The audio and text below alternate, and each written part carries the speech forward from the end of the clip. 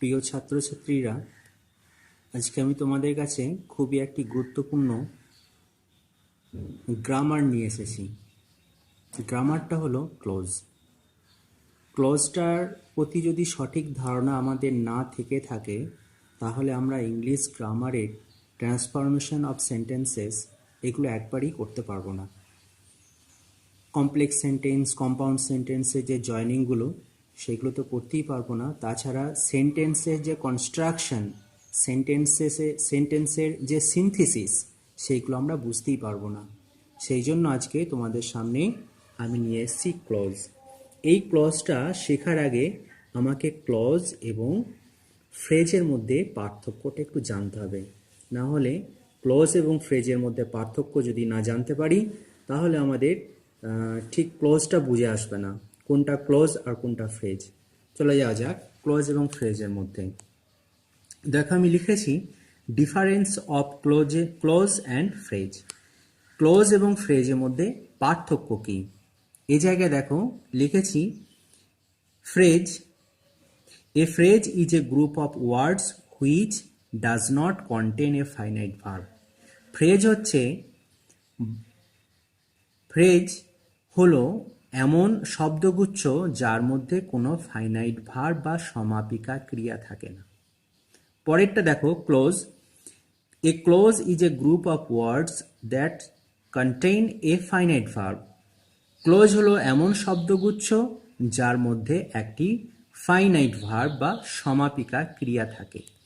এবার আমি একটু প্র্যাকটিস করে দেখিয়ে দিই যে ক্লোজ এবং ফ্রেজের মধ্যে পার্থক্যটা কোথায়। দেখো একটা সেন্টেন্স লিখছি, হি,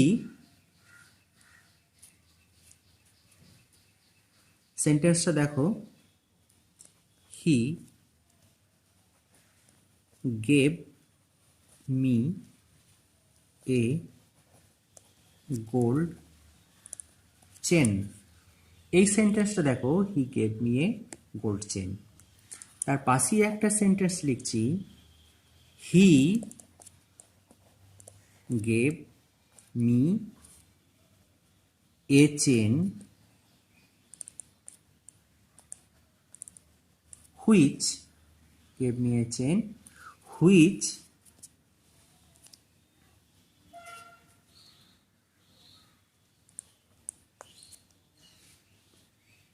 was made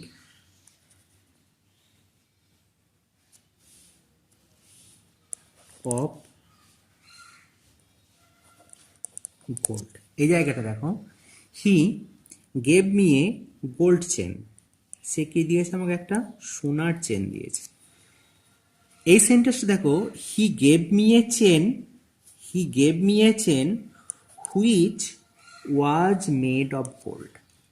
এই জায়গায় দেখো দুটো সেন্টেন্স, তাহলে এখানে কি দিয়েছে? গোল্ড চেন, একটা সোনার, আর সে আমাকে একটা চেন দিয়েছে যেটা সোনার তৈরি।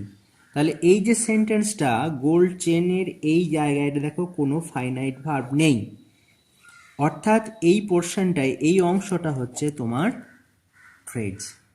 আর এইখানে দেখো which was made of gold, এইখানে দেখো ওয়াজ মেড, যেটা তৈরি হয়েছিল কিসের দ্বারা?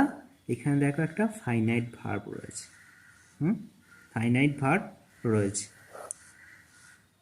ওয়াজ মেড, যেটা তৈরি হয়েছিল বা তৈরি করা হয়েছে কিসের দ্বারা? এখানে দুটো ভার্ব রয়েছে, মেড আর ওয়াজ। তাহলে which was made of gold, এইখানে যেহেতু ফাইনাইট ভার্ব রয়েছে, তাহলে এটাকে আমি বলতে পারি এইটা হচ্ছে ক্লোজ আর এই অংশটা হচ্ছে ফ্রেজ।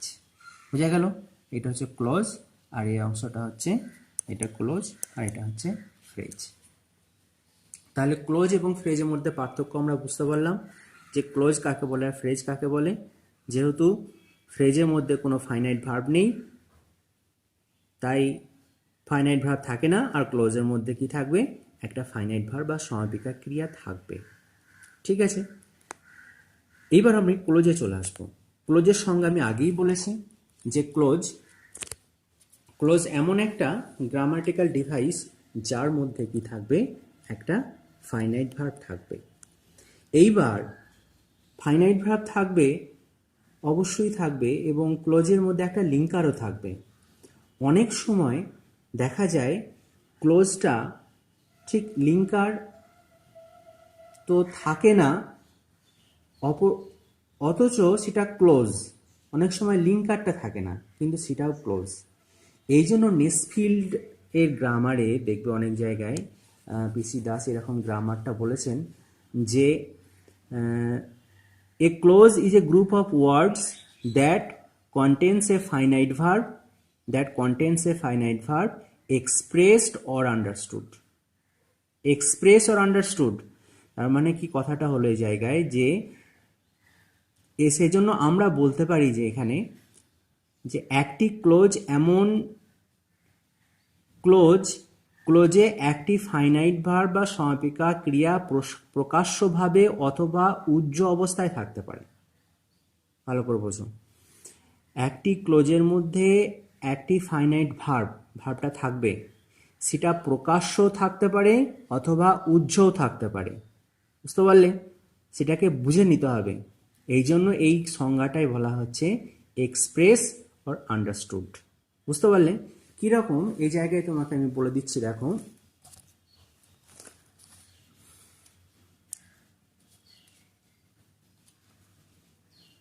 একটা সেন্টেন্স আমি লিখছি, দেখো। এখানে আমি লিখব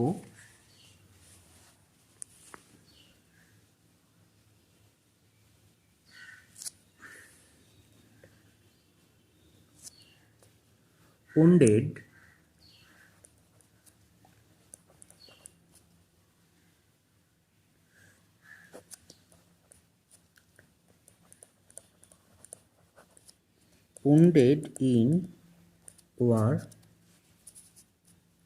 he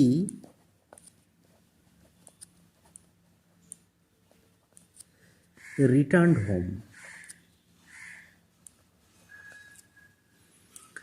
যুদ্ধে আহত হয়ে সে বাড়ি ফিরল।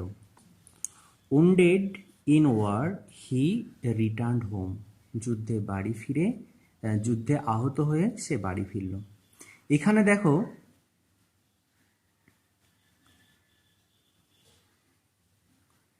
এই যে ফাইনাইট ভার্ব এখানে কিন্তু নেই, এটা কিন্তু নন ফাইনাইট ভার্ব। এই যে দেখতে পাচ্ছ তুমি wounded in war, এইটা হচ্ছে wounded in war, এইটা হচ্ছে নন ফাইনাইট ভার্ব।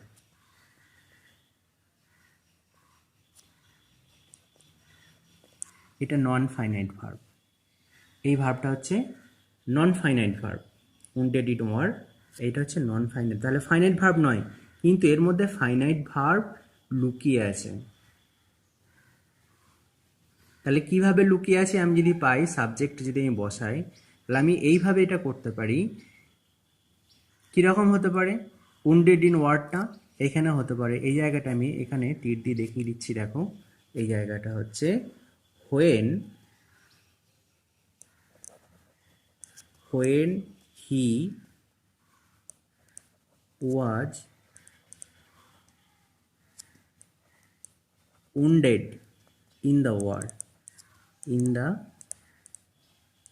কমা দিয়ে দিলাম, he returned home। বুঝতে পারলে? তাহলে এই জায়গা দেখো when he was wounded, তাহলে এইবার এই যে woundedটা এইখানে এটা কি হলো? ফাইনাইট ভার্ব হলো। কিন্তু আগে শুধু wounded লিখেছিলাম প্রথমেই এই জায়গাটা দেখো শুধু wounded লিখেছি, এটা কিন্তু ফাইনাইট ভার্ব হয়নি, নন ফাইনাইট ভার্ব হচ্ছে। তার সত্ত্বেও কিন্তু এটা একটা ক্লোজ। বোঝা গেল? তাহলে ক্লোজের মেন সংজ্ঞাটা যেটা হচ্ছে যে শুধু ফাইনাইট ভার্ব থাকবে তাহলে হবে, কিন্তু নন ফাইনাইট ভার্ব থেকেও সেটা ক্লোজ হয়, এইটা আমি দেখালাম। নন ফাইনাইট ভার্ব থেকেও ক্লোজ হয়, কিন্তু একটা ভার্ব তো থাকতেই হবে, আর ফ্রেজের মধ্যে কোনো রকম ভার্ব থাকবে না। ঠিক আছে? বোঝা গেল? তাহলে এখানে দেখো আমি পেয়ে গেলাম when he was wounded in war, যখন সে যুদ্ধে আহত হয়েছিল। তারপরে কি হচ্ছে, সে হি রিটার্ন হোম, ঠিক কি করেছিল, বাড়ি ফিরেছিল। বোঝা গেল? তাহলে এই জায়গায় এটা কিন্তু ফাইনাইট ভার্ব উন্ডেডটা এফ ভি, আর এই জায়গাটা নন ফাইনাইট, কিন্তু তা সত্ত্বেও এই অংশটাও কিন্তু একটা ক্লোজ। এটা যে ক্লোজ নয়, ক্লোজ যে নয় তা নয়, কিন্তু এটাও একটা ক্লোজ। তাহলে আমাকে কি করতে হবে, এই জায়গায় আমাকে জানতে হবে যে অনেক সময় ফাইনাইট ভার্বটা কী থাকবে, এক্সপ্রেস থাকবে, অনেক সময় আন্ডারস্টুড থাকবে, অর্থাৎ উজ্জ থাকবে। ক্লিয়ার? এইবার আমি চলে আসি ক্লোজের অংশে। তাহলে ক্লোজ এবং ফ্রেজের মধ্যে পার্থক্যটা আমরা কিছুটা বুঝতে পারলাম। এবার আমি ক্লোজে চলে আসবো। ক্লোজকে সাধারণত আমরা 3 ভাগে ভাগ করি। এটা তোমরা অনেকেই জানো বা আমরা জানি যে প্রিন্সিপাল ক্লোজ, একটা হচ্ছে principal clause, subordinate clause, coordinate close. Principal clause কাকে বলে? প্রিন্সিপাল ক্লোজ কি বলবে, যে ক্লোজ বা বাক্যের প্রধান প্রধান বাক্যাংশ, যে ক্লোজ নিজেই স্বাধীনভাবে বসতে পারে তাকে প্রিন্সিপাল ক্লোজ বলবে। প্রিন্সিপাল ক্লোজকে অনেক সময় ডিপেন্ডেন্ট ক্লোজও বলা হয়। যে ক্লোজ বাক্যে নিজেই স্বাধীনভাবে বসতে পারে, তাকে বলে প্রিন্সিপাল ক্লোজ। সাবঅর্ডিনেট ক্লোজ, যে ক্লোজ অপ্রধান বাক্যাংশ বা যা অন্য ক্লোজের উপর নির্ভরশীল, অর্থাৎ সাবঅর্ডিনেট, এটা ডিপেন্ডেন্ট ক্লোজও বলে। তাহলে সাবঅর্ডিনেট ক্লোজ বাক্যের অন্য ক্লোজের উপর নির্ভরশীল, প্রিন্সিপাল ক্লোজ নিজেই স্বয়ংসম্পূর্ণ, নিজেই স্বাধীনভাবে বসতে পারে। তারপরই আসছে কোঅর্ডিনেট ক্লোজ কাকে বলবে? সংযোগমূলক বাক্যাংশ, অর্থাৎ যে দুটি সিম্পল সেন্টেন্সকে বা সরল বাক্যকে কোনো কনজাংশন দ্বারা যুক্ত হয় তাকেই কোঅর্ডিনেট ক্লোজ বলে। বোঝা গেল? তাহলে কি থাকবে, একটা কনজাংশন দ্বারা যুক্ত হবে। সে কনজাংশন অনেক রকমের হতে পারে, তাহলে এটা কি হবে, একটা কনজাংশন দ্বারা যুক্ত হবে। আমরা পেয়ে গেলাম ক্লোজ কাকে বলে, পেয়ে গেছি। তারপরে ক্লোজের 3টে ভাগ পেয়ে গেছি, principal clause, subordinate clause, coordinate close. এইবার আমরা সাবঅর্ডিনেট ক্লোজকে 3 ভাগে ভাগ করেছি। সাবঅর্ডিনেট নাউন ক্লোজ বা nominal close, subordinate adjective clause বা রিলেটিভ ক্লোজ, আর সাবঅর্ডিনেট অ্যাডভার্বিয়াল ক্লোজ। ঠিক আছে, সাবঅর্ডিনেট অ্যাডভার্বিয়াল ক্লোজ। তাহলে ক্লোজকে প্রথমে আমি কয় ভাগে ভাগ করলাম? ক্লোজকে 3 ভাগে ভাগ করলাম। Principal clause, subordinate clause, coordinate clause. Subordinate ক্লোজকে 3 ভাগে ভাগ করেছি, নাউন ক্লোজ, অ্যাডজেক্টিভ ক্লোজ আর অ্যাডভার্বিয়াল ক্লোজ। এইবার আজকে আমরা কি করব, নাউন ক্লোজের আলোচনা করব। আজকে আমরা কোন ক্লোজে আলোচনা করব? আজকে শুধু নাউন ক্লোজ বা নমিনাল ক্লোজটাকে নিয়ে আমরা আলোচনা করব। আমরা পরের ভিডিওতে অ্যাডজেক্টিভ ক্লোজ এবং অ্যাডভার্বিয়াল ক্লোজের বিস্তারিত আলোচনা করব। এবার আমি চলে আসি নাউন ক্লোজের মধ্যে।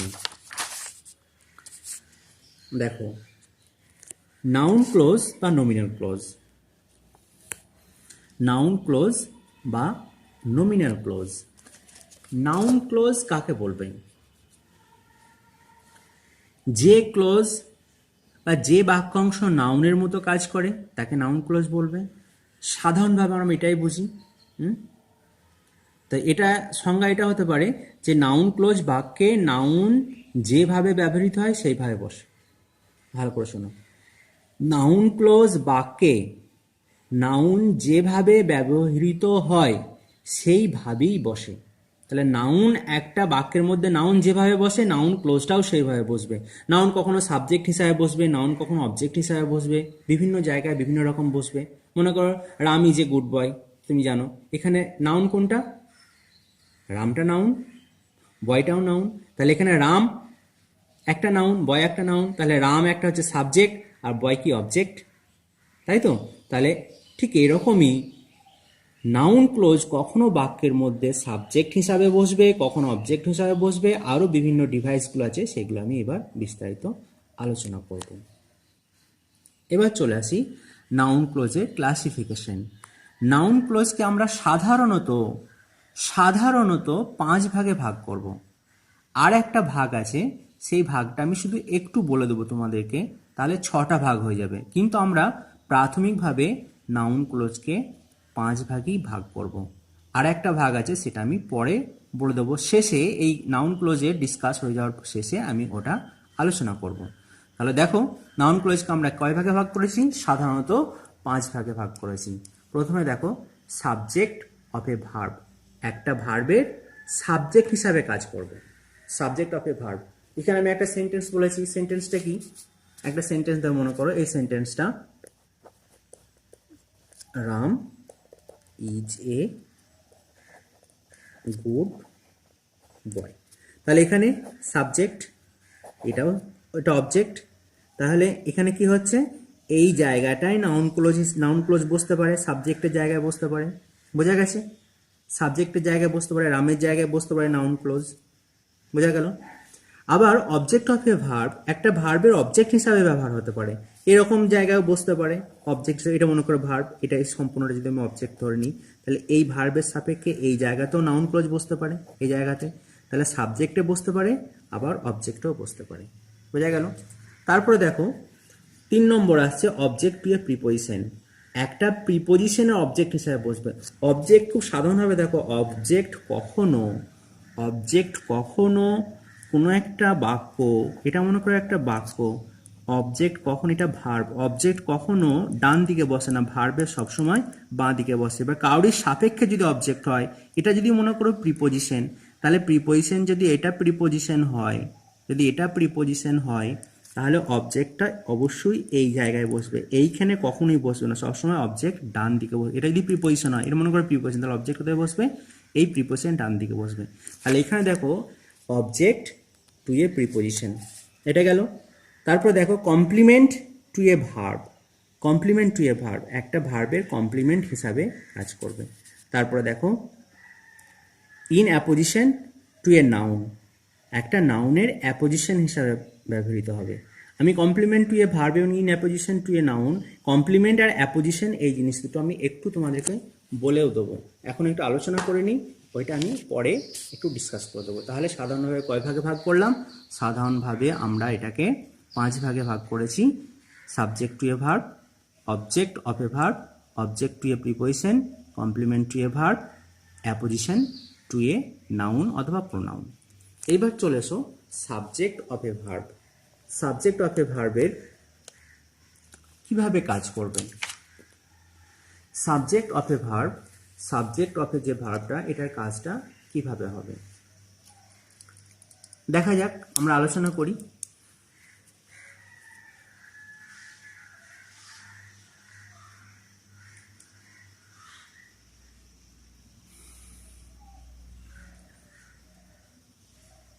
একটা সেন্টেন্স লেখা যাক, এখানে লিখছি দেখো,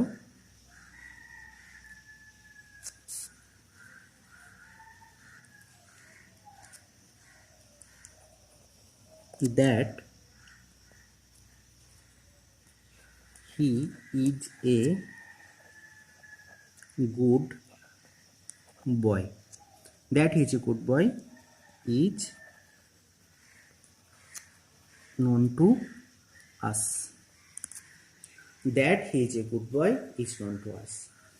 এই যে সেন্টেন্সটা, ক্লোজ যখনই হবে, আমি আগেই বলেছিলাম ক্লোজ যখনই হবে একটা করে লিঙ্কার থাকবেই, লিঙ্কার থেকে বাকি অংশটা ক্লোজ। তাহলে এই জায়গায় দেখো, আমি যদি এই ইজটাকে মেন ভার্ব ধরে নিই এই বাক্যের মধ্যে, তাহলে এইখানে আমি যদি ব্রেক করি, এই ভার্বটা ইজ নোন টু আস, যেটা আমাদের সবার কাছে জানা, সেটা কি? That he is a good boy. সে যে একজন ভালো ছেলে, এটা সবারই কাছে জানা। বোঝা গেল সেন্টেন্সটা? তাহলে ইজ ভার্বের সাপেক্ষে that he is a good বয়, এই অংশটা হচ্ছে তোমার নমিনাল ক্লোজ। এই অংশটা হচ্ছে নমিনাল ক্লোজ বা নাউন ক্লোজ। বোঝা গেল? বুঝতে পারলে? আরেকটা উদাহরণ দিই আমি। এই সেন্টেন্সটা উদাহরণ দেওয়ার পরে এই সেন্টেন্সটা একটু ভেঙে লিখে দিই। আমি এই সেন্টেন্সটা এইভাবে লিখি, সেন্টেন্সটা কীভাবে লিখবো? মনে করো সেন্টেন্সটা আমি যদি এইভাবে লিখে দিই, সেন্টেন্সটা যে it is known to us that he is a good বয়। বুঝতে পারলে? It is known to us that he is a good বয়। তাহলে এইখান থেকে কোন অংশটা তোমরা বুঝতেই পারছো, বলো কোনখান থেকে কোন অংশ নমিনাল ক্লজ হবে। একদম চোখ বন্ধ করে আমরা এটা অনেক সময় বলতে পারি, সেন্টেন্স দিয়ে ভাঙি, এটা ক্লোজ হলো, কিন্তু যে নমিনাল ক্লোজ সেই নমিনাল ক্লোজের মানে ধারাটা এ ঠিক সঠিকভাবে বহন করলো না। আমি কিন্তু নমিনাল ক্লোজ ঠিকভাবে এটাকে বলতে পারবো না, কারণ এই যে ধারাটা সাবজেক্ট অফ এ ভার্ব, যে ধারাটা, এই ভার্ব যে সাবজেক্ট, সেই ধারাটা এই জায়গায় ব্যবহৃত হয়নি। কিন্তু সেন্টেন্সটা ভুল নয়, সঠিক সেন্টেন্স, তাই তো? কিন্তু এইটা সাবজেক্ট টু এ ভার্ব যখনই হবে তখন এই ভার্বের সাপেক্ষে এটা হয়েছে, এইটা হচ্ছে অ্যাকচুয়ালি তোমার সাবজেক্ট অফ এ ভার্বের গঠন। আমি আরেকটা তোমাদেরকে উদাহরণ দিয়ে করাচ্ছি, দেখো।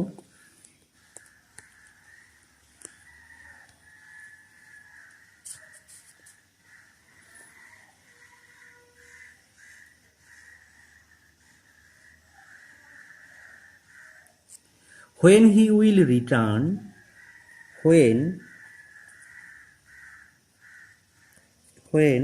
he will return, when he will return, when he will return is uncertain, is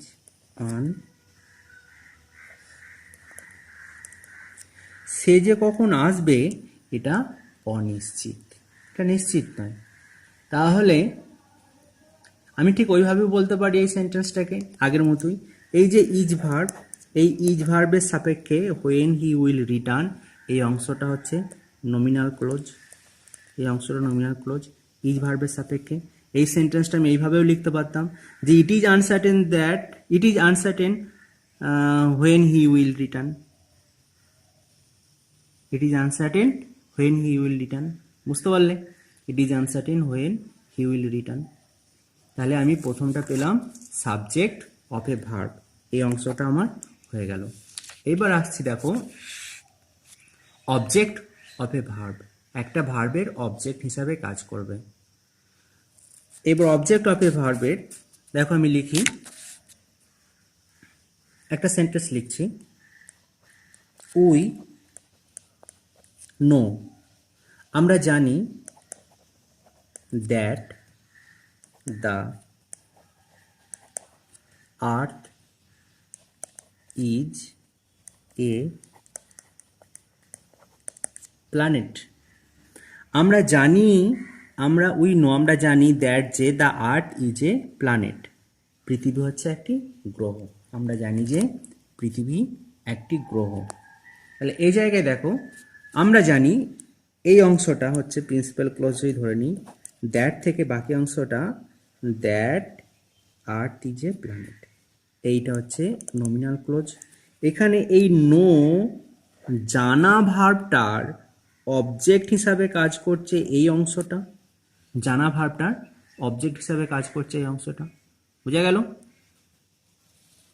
তাহলে এটা বোঝা গেল যে নাউন ক্লজ অনেক সময় কি হবে, একটা ভার্বের অবজেক্ট হিসাবে কাজ করবে, একটা ভার্বের অবজেক্ট হিসাবে কাজ করবে।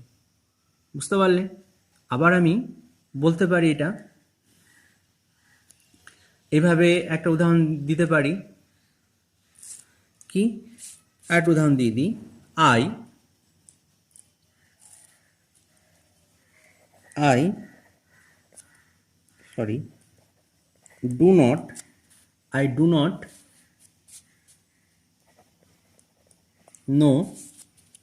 do not know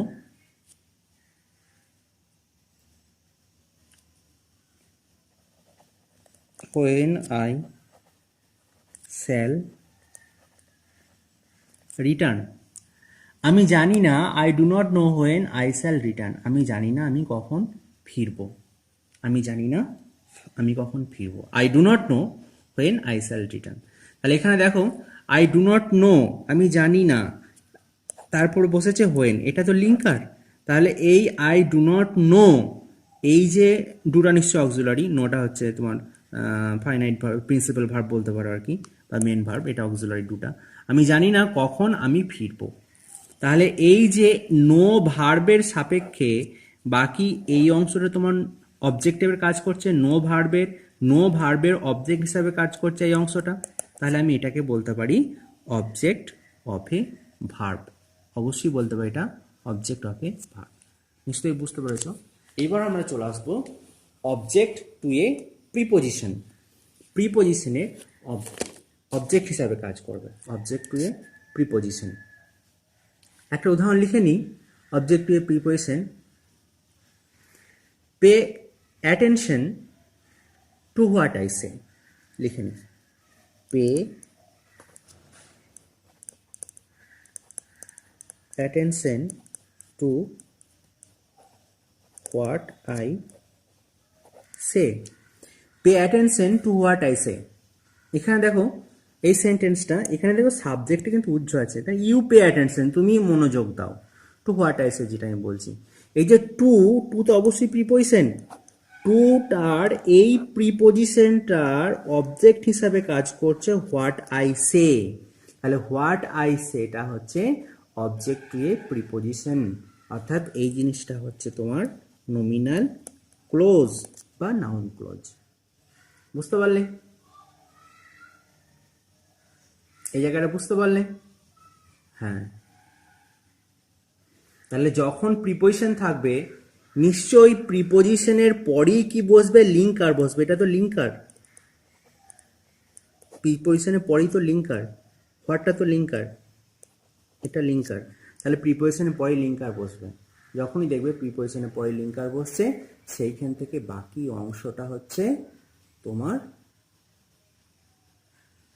nominal close. বুঝতে পারলে? তারপরে দেখো আমি আর একটা করাচ্ছি। I know nothing, I know nothing, I know nothing of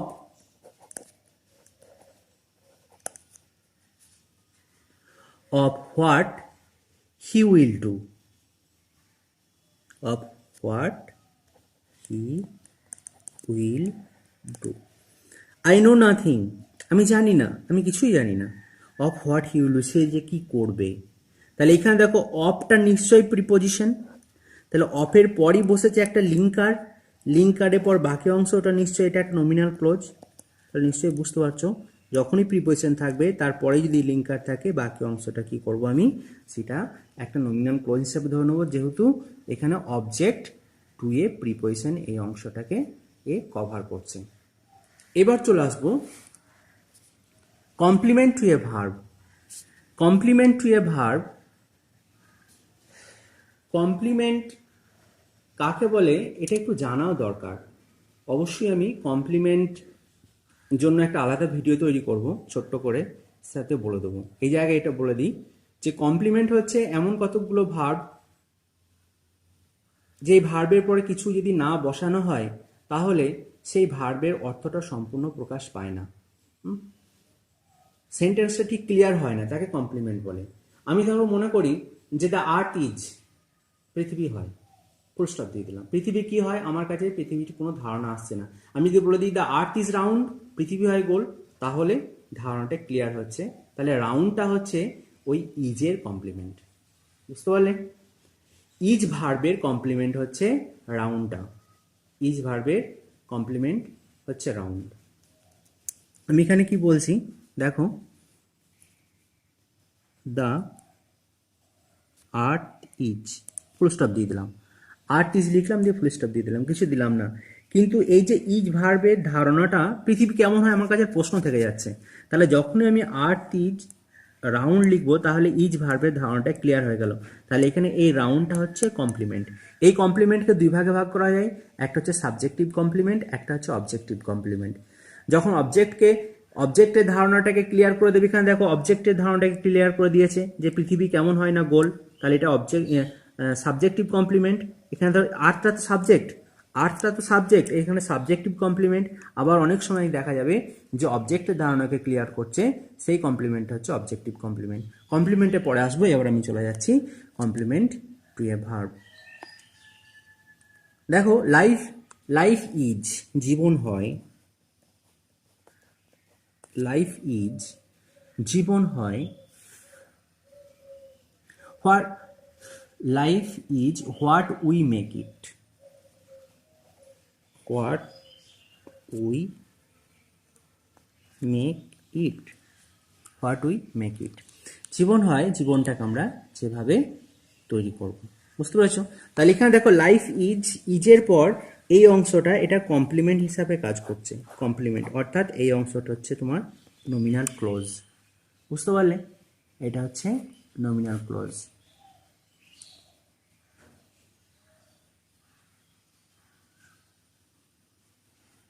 বুঝা গেল? এবার চলে এসো apposition to a noun, apposition to a noun or pronoun. এই অংশটা আমি চলে আসবো, apposition to a noun or pronoun. এই অংশটা হচ্ছে অ্যাপোজিশনটা যেরকম তোমাদের অনেকগুলো সেন্টেন্স দিয়ে থাকবে, ধরো কীরকম থাকতে পারে যে অনেকগুলো সেন্টেন্স যোগ করে করে একই ব্যক্তি বারবার আসছে এবং তাকে কমা দিয়ে দিয়ে আমরা অ্যাপোজিশন করতে পারি। হ্যাঁ, মনে করো Rambabu is the president of our school, তারপর he is the headmaster of our school. তাহলে আমি এখানে করতে পারি Rambabu comma the president, the president is also Rambabu comma the president, তারপর হচ্ছে is also the headmaster of our school. তাহলে রামবাবু হচ্ছেন এবং প্রেসিডেন্ট হলেন এবং তিনি হচ্ছে আমাদের স্কুলের HMO। তো এই জায়গায় অ্যাপোজিশন বলা হচ্ছে। আমি একটু ছোট্ট করে বললাম, এখানে অ্যাপোজিশনের জিনিসটা আমি দেখে দিই। আমি একটা সেন্টেন্স লিখছি, দেখো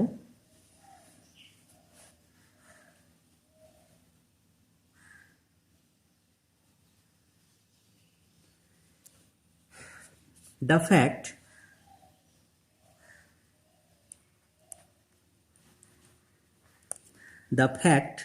ঘটনাটা হচ্ছে that he is no more, the fact that he is no more, the fact that he is no more is painful to us, is painful to us, is painful to us। তাহলে the fact that he is no more is painful to us। এই জায়গায় দেখো ফ্যাক্টটা কি, এটা তো ফ্যাক্টটা কি না, that he is no more, ঘটনাটা সে যে আর নেই, তাহলে ঘটনাটাই হচ্ছে সে যে আর নেই। তাহলে এই অংশটা যা, এই অংশটাও তাই। আমি যেরকম আগে বলেছিলাম রামবাবু কমা দ্য প্রেসিডেন্ট, ঠিক সেরকমই। তাহলে সেইটা কি, ঘটনাটা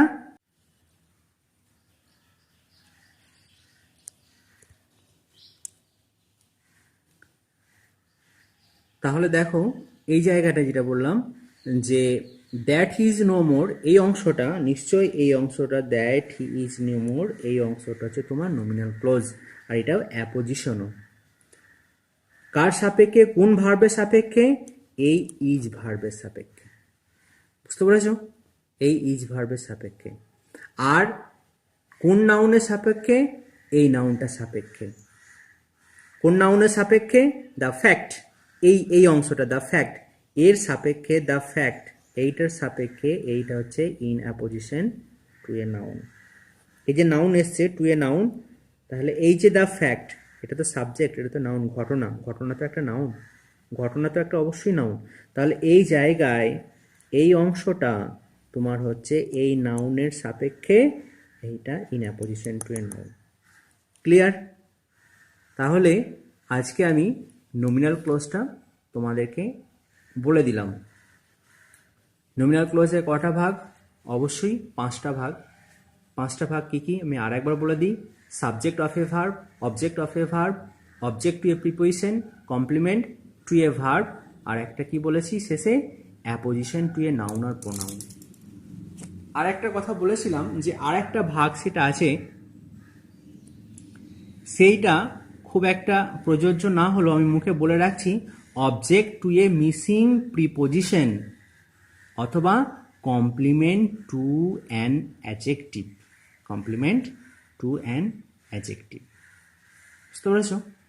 এই অংশটা পরে কোনো এক সময় আলোচনা করা যাবে কোনো একটা ক্লোজের ক্ষেত্রে। আজকে আমরা যেটা আলোচনা করলাম এটা এই পর্যন্তই। পরবর্তীতে ভিডিওতে আমরা কি আলোচনা করব? আমরা পরবর্তী ভিডিওতে অ্যাডজেক্টিভ ক্লোজ বা রিলেটিভ ক্লোজ আর একটা হচ্ছে অ্যাডভার্বাল ক্লোজ, এই ক্লোজটা আলোচনা করব। আজকের ভিডিও এই পর্যন্তই। আশা করছি তোমরা সকলেই বুঝতে পেরেছো। এটা তোমরা খুব মন দিয়ে শুনবে, আর যদি কিছু না বুঝতে পারো কমেন্ট বক্সে কমেন্ট করবে, আমি সেই উত্তরগুলো তোমাদেরকে দিয়ে দেবো। আজকের ভিডিও এই পর্যন্তই। Thank you for watching.